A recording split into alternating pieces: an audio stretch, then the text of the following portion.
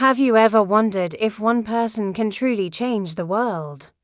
Today, we're diving into the incredible life of William Carey, a man who started as a humble shoemaker and ended up transforming nations. His story is a powerful reminder that with faith and perseverance, ordinary people can achieve extraordinary things. William Carey was born on August 17, 1761, in a small English village.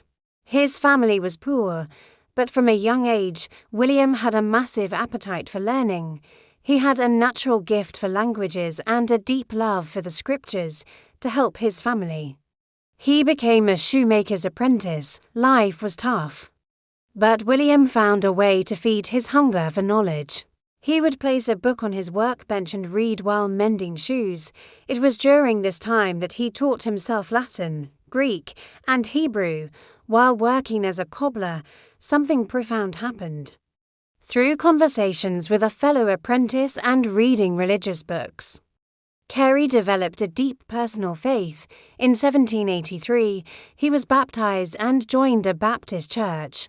This was the turning point that set him on a path to change the history of global missions.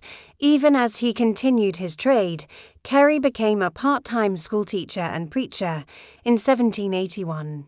He married Dorothy Plackett. Their life together was filled with hardship. From financial struggles to Dorothy's later struggles with her mental health. Yet, Carey's determination never wavered.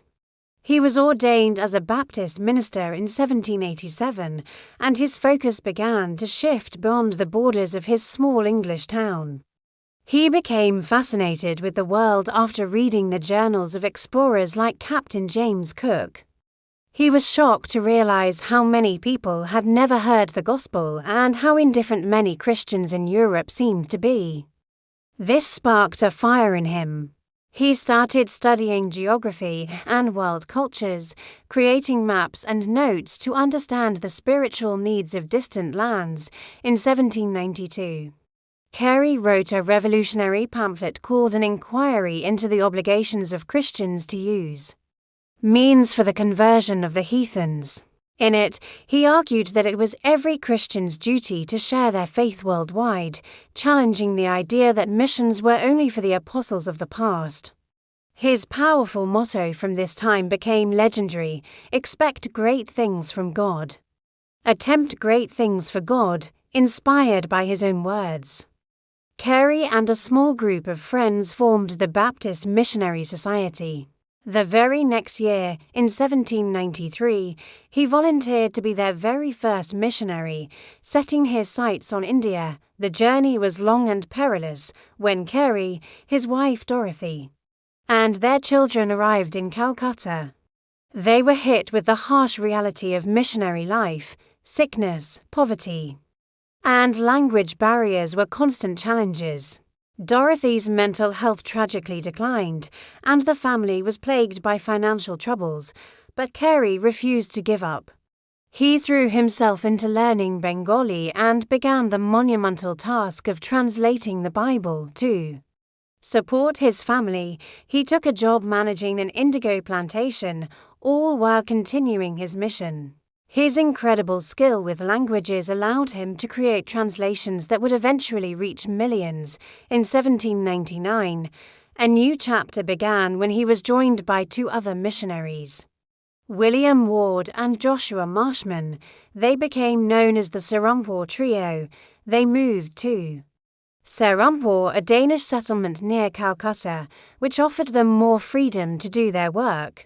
There, they established the Serampore Mission and founded Serampore College, an institution dedicated to educating both Europeans and Indians. Carey's impact went far beyond just preaching. He was a true visionary.